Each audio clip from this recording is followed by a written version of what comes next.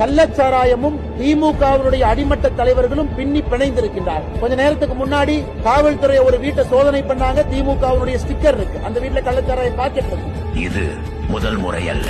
22 பேர் போன ஆண்டு இறந்த பொழுது மரக்காணத்துல செங்கல்பட்டுல அப்ப திமுக என்ன சொன்னாங்க? இல்ல இது இத்தனை ஆண்டுகள் கழிச்சு நடக்குது, எப்பவாச்சும் நடக்கும் தானே, இதை வச்சுல அரசியல் பண்றீங்க, நாங்க ஆக்ஷன் எடுக்கிறோம்.